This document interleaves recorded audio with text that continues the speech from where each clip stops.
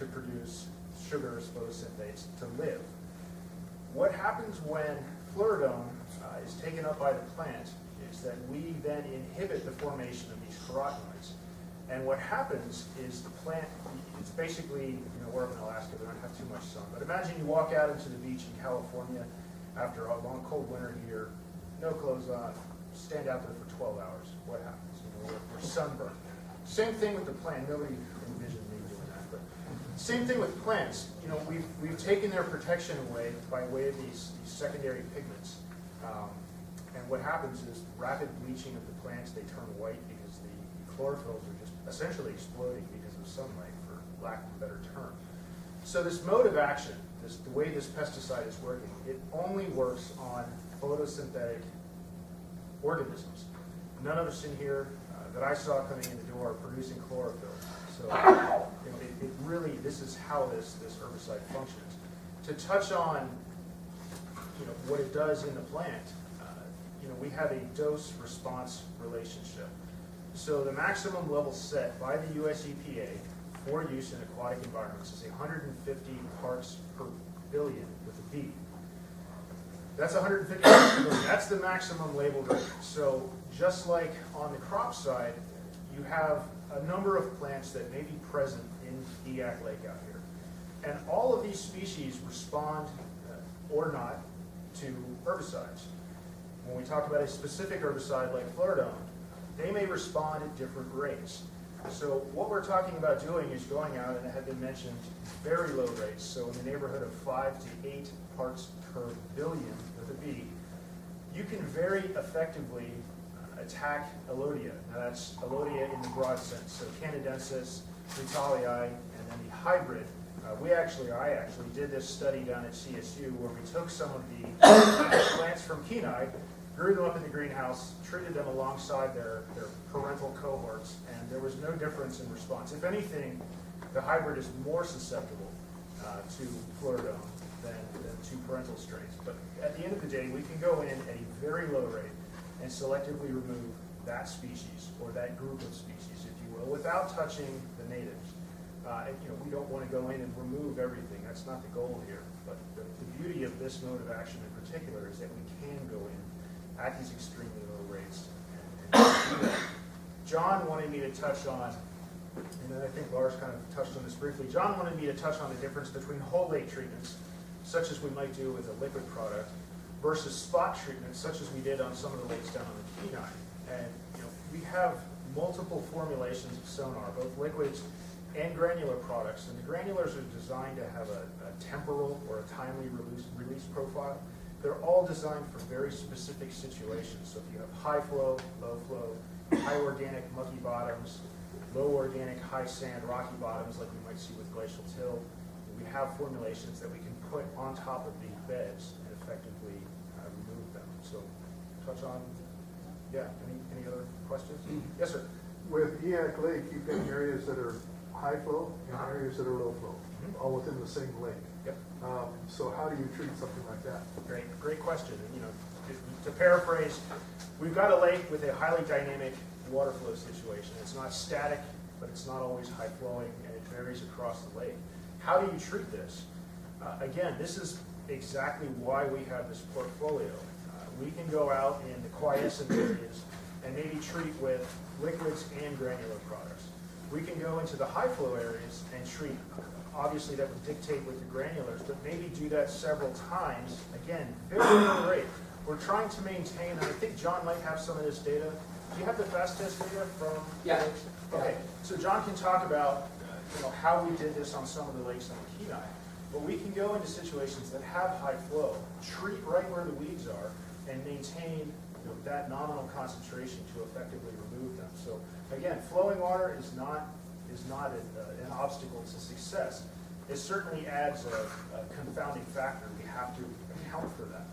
But this is not willy-nilly, let's go out and just put 60 gallons in this lake and see what happens. It's based on hydrology, it's based on the science. So awesome question. Yes? But just as, going back to the native plants, we have the invasive in there, so how do you know that the amount of herbicide that you're putting in there that's going to attack this invasive isn't gonna affect the native plants unless you've already taken natives and subjected them to this to see how they react. Great question again. You know, this herbicide has been on the market since 1984 by US EPA.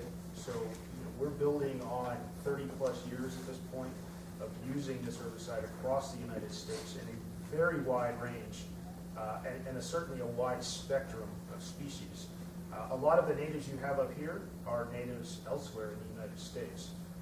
So we're very familiar with the spectrum of activity of this herbicide and what it will do and what it won't do. I mentioned earlier, you know, we can see some dinging of natives depending on what you have out there. Nufar is one that we can anticipate seeing some transient or localized injury after treatment, but they do recover from it. And again, you know, we're talking at rates of parts per billion, and I just want to impress how small a number that is. You know, one part, we use this metric, and I'll talk about this tomorrow. 1 part per billion. We're all familiar with the size of a beer bottle cap, right? Everybody's seen a beer bottle cap. It's about time you go see one shortly. 1 part per billion is equivalent to 1 5/8 inches on the equator of the Earth. That's about 1.5 beer bottle caps on the equator of the Earth. So we're talking 5 of those in a lake, or 1 gallon of technical ingredient in 1 billion gallons of water. So I mean, it's sort of hard to comprehend that number, but how low we are actually being. The safety factor that we refer to built into that, again, the maximum label rate, 150. We're down to 5. We know that we can eliminate this species at that rate. So I hope that answers your question. Good, Daniel. Anybody else? Cool. Here to have any others. One of the things we saw in the Sacramento Delta after the first 2 years of program was natives came back like gangbusters. We had quantities coming back. We had other species that we barely saw because the area, which is what we have, was just suppressing the growth of all those plants. So that's likely to happen here. I'm going to screw through this thing pretty fast because this is really the practical approach to this thing. And this is what you want to do for Sacramento Delta. We did a lot of approaches to find out what we had there, surveyed. I won't get into the details of that. We can talk about that some other time. The point is that you're also lucky because we're at an age where there are so many fast and rapid, effective ways to survey for submerged plants that we had 15 years ago. We can get maps generated in 24 hours from hydroacoustic surveys from boats.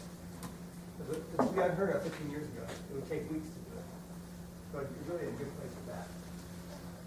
Here's the way the propellants are applied, just so you're familiar with some of these. There's a spreader that shoots these out. Either it's a fan blower or it's done by a cleaning system. If you're going to use a liquid, you can inject it. Guys are right. Injecting it here. Hoses. Here's a more precise application. You go down to a certain depth and inject. That's actually Lake Tahoe. We're putting in a dye, not herbicide there. I mentioned this one last example of an eradication successful program, which is marine algae. I want to show you what this looks like. Anyone ever seen this before? You ever had a saltwater tank? This is Chlorpetaxifolia, which was released from Monaco Aquarium in the 1980s, and by the first 10 years after it was introduced into the Mediterranean, had produced 11,000 hectares of masses of this plant growing in the bottom. So we found it in California in June of 2000. Here's a quick step to how this is what's called rapid response. Occurred within 48 hours. Agencies were pulled together in 24 hours. Experts were pulled together in a couple more days. Meetings were held. All the options were put on the table. The power company that was sitting there put in $100,000 to start the project. Kept going. Was delineated the infestation. Tarped it, but liquid chlorine under the tarp to contain the entire systems that we have. Got some more money. And finally, developed the criteria for eradication, and 6 years later was declared by the governor to be eradicated. Two locations in California, the first time ever this marine species have been eradicated. I'm just telling you this because you can do things if you put your mind to it and get everybody on board. So, this is what you need to do, and you've already started doing that in Alaska very well. You have to get a culture of transparency, what we're doing. It's all proven methods. You can have a lot of wild methods out there, but you're interested in and response and effectiveness. So you got to use proven methods. Got to consult with stakeholders, everybody there. And outside reviews are already starting to go on. Then you read that as you get into the program too. So I'd be happy to answer any questions. You guys are on the right track. I just hate to see you stop at this point. You're really doing the right thing here. But you've got to look at this at the state level. Get all these infestations taken care of. Thank you.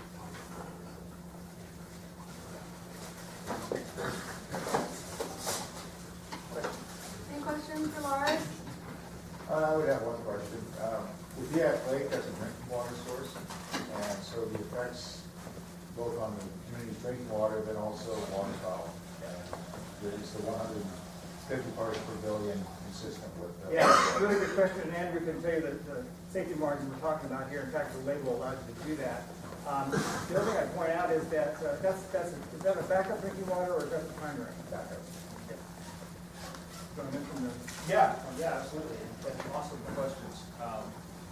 The maximum allowable rate into a standing active drinking water intake is 20 parts per billion, so 1/5 of the maximum label rate. You can drink by US EPA law water with 20 parts per billion of fluoride on the active ingredient. So that's the maximum concentration. We're still talking 5-fold under that, but by label, we can be at 20 parts per billion in an active drinking water reservoir. So just keep that in mind. This is mainly going to be covered in my presentation tomorrow, but just talking about relative toxicity. Let's just take this back. Fluoride, the active ingredient, relative toxicity. We talked about lethal dose 50. So the lethal dose that would kill 50% of the population exposed to it. In fluoride is greater than 10,000 milligrams per kilogram, which I weigh about 91 kilograms, meaning I have to consume almost a kilogram of technical active ingredients, not the formulated product, but the technical active ingredient. I have to consume about a kilogram of that, and I have a 50% chance of dying. So, acute toxicities, as determined by US EPA, for children in drinking water or swimming in reservoirs that have been treated, is basically 150 parts per billion per day, and that's swimming in the water every single day, eating fish, drinking the water. It's greater than. So, in terms of actives that we could be using and I say actives, in terms of products we could be using to manage the species in the water, everything has a dose, everything is toxic. Water is toxic at certain levels. In terms of safety, and I hesitate to use the term safety, but in terms of safety of products, you're looking at probably the best option out there. So again, we have a US EPA law to treat into active drinking water. As a follow-up then, how persistent is it, or how durable is it in the environment? Does it have any cumulative effect on the species? You guys are great. No, great question. The bioaccumulation factor for fluoride is essentially non-existent. It's not relatively, tightly bound to nonpolar solvents, so it's not likely to accumulate in fish. It's not likely to accumulate in human fatty tissues. In terms of persistence in the environment, it is one of the longer-lived products that you can put in water, but that's actually a good thing, and John will touch on that. Again, we go out at 5-8 parts per billion, somewhere in there, to eradicate this species.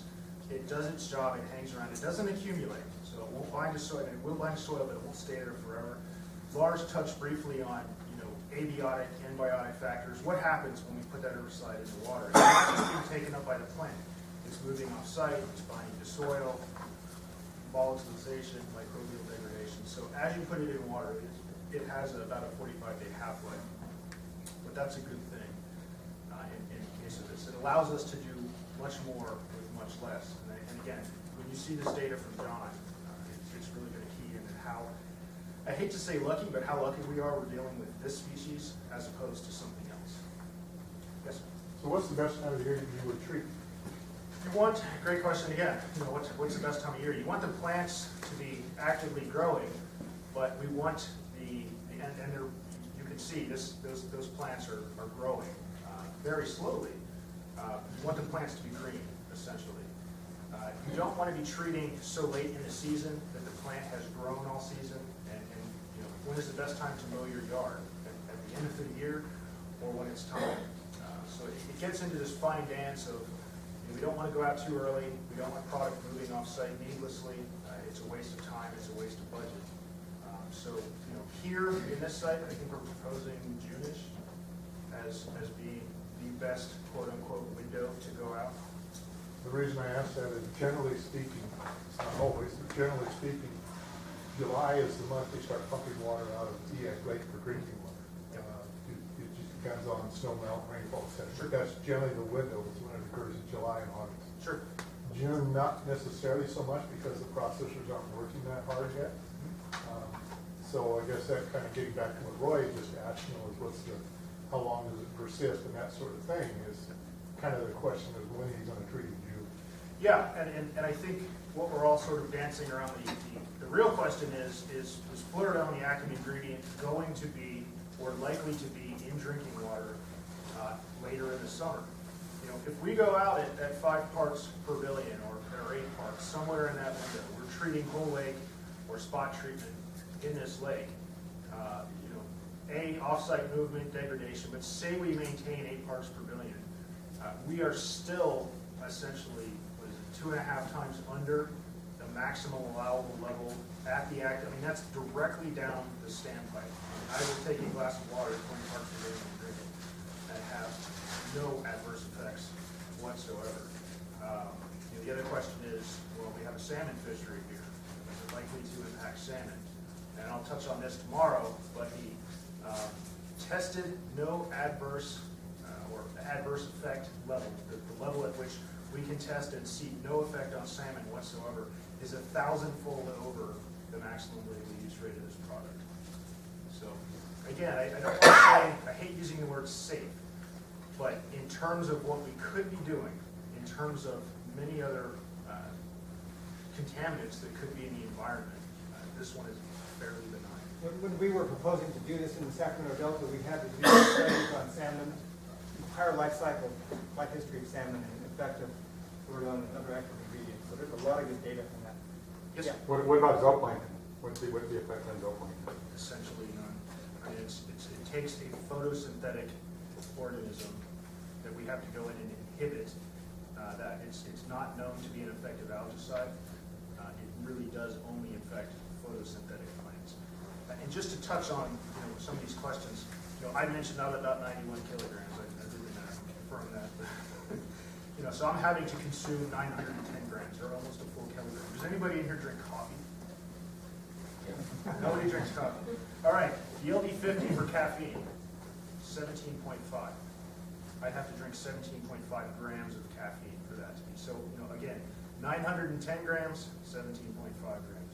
Does anybody still smoke? That is, where am I at? 4.6 grams. So 910 down to 4.6. The dose makes the poison, as they say. As again, water is toxic at certain levels. But what we're proposing doing here, we're at an 18th of the maximum allowed rate by US EPA in water. We're 5-fold under the maximum rate allowed in drinking water, and still able to effectively, and again, parts per billion, effectively able to eradicate this species of water. I think there's another good point to make here. That is that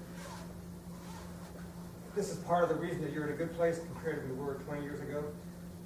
The sampling that goes on for these kinds of lakes that are treated with fluoride and many of the other active ingredients too are able to be analyzed now within 24 to 48 hours.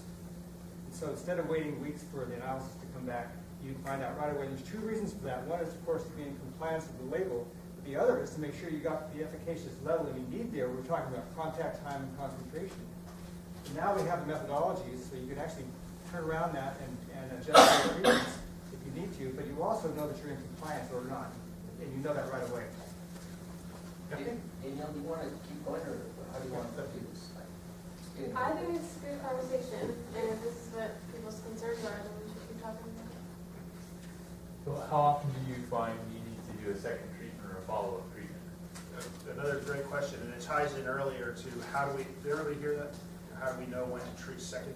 It really depends on a water body by water body situation.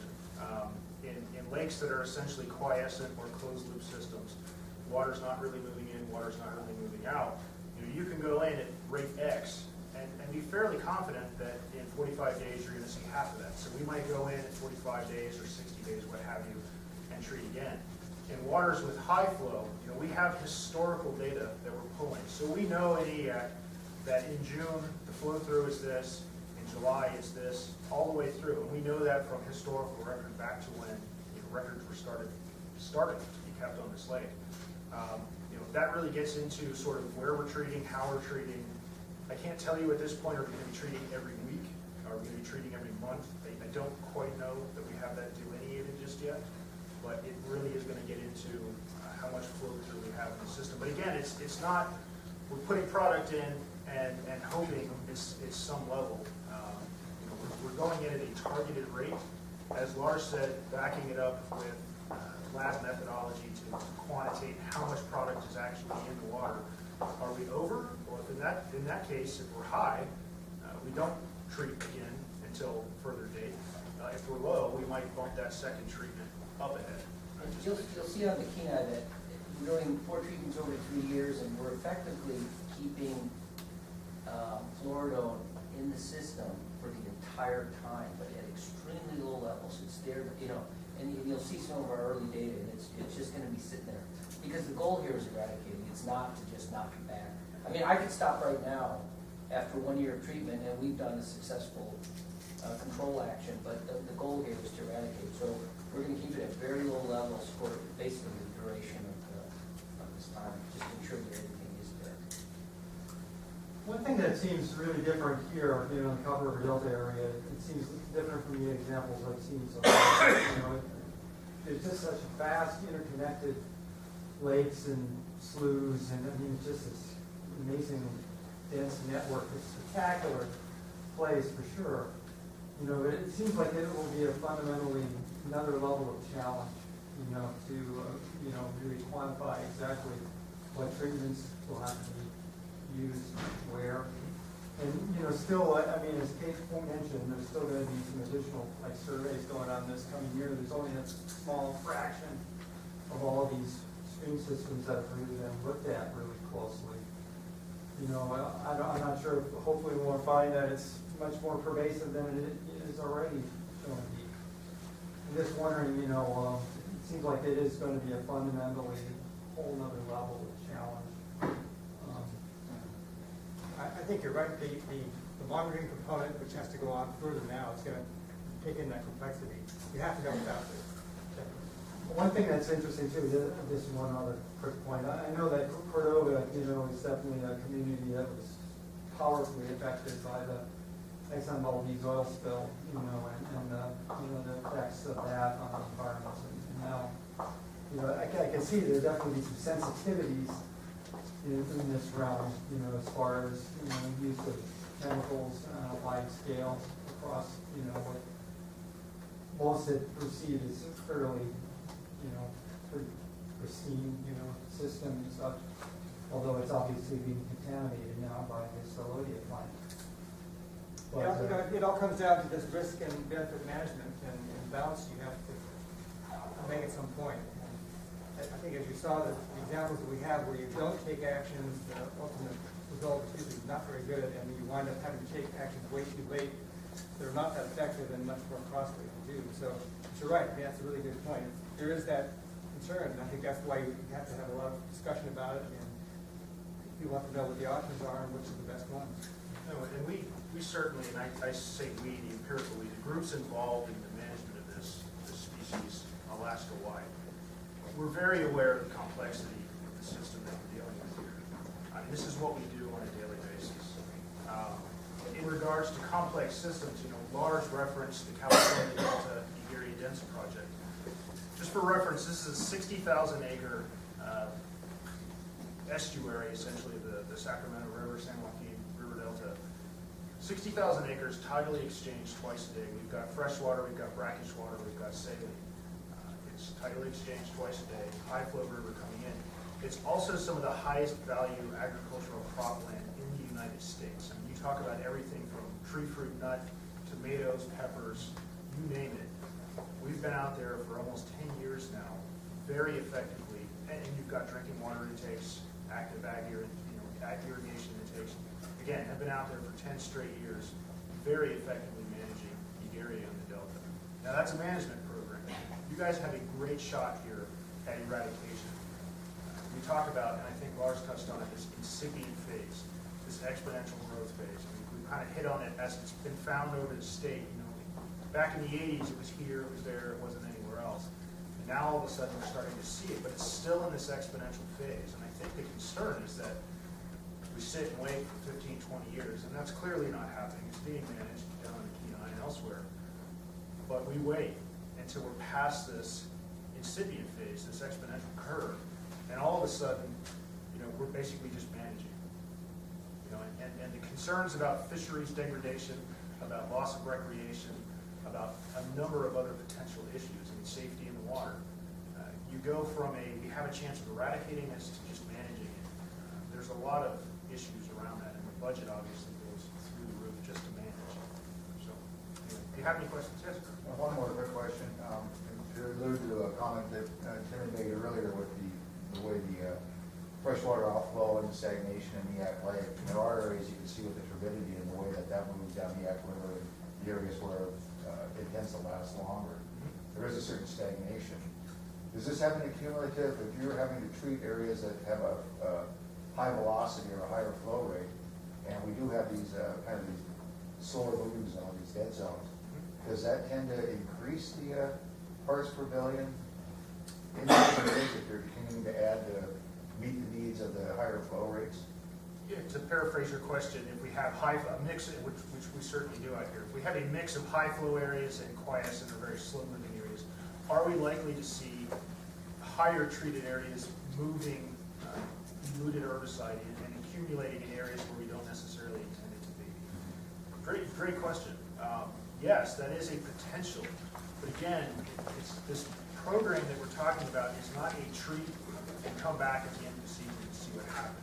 We treat and then we take weekly water tests, and we can quantify a sample in 20 minutes in our lab. We have a fully accredited lab at this point, so the USEPA actually allows us to test our own products for quality control at this point. So accreditation is a really big deal to us. It takes longer to get the sample to us than it does to actually get the data. But just as we did down on the Kenai, we're pulling weekly samples. We can track these levels. And just as we do on the Delta, if we start seeing pockets that start heating up, well, what we'll do is not treat those areas, pull back, maybe treat lower or higher upstream and clean those areas out. But it's backed up by essentially real-time data so that we know what exactly is going on out in the field. And it's really as good as you can get out there. But there's a lot of, I think what we're trying to convey here is that there's a lot of science at the end of the day behind this. This is not running a boat over the water, pouring stuff over the side, and let's see what happens in September. This is an ongoing, real-time project. So I hope that answers your question. Thank you. Yeah, absolutely.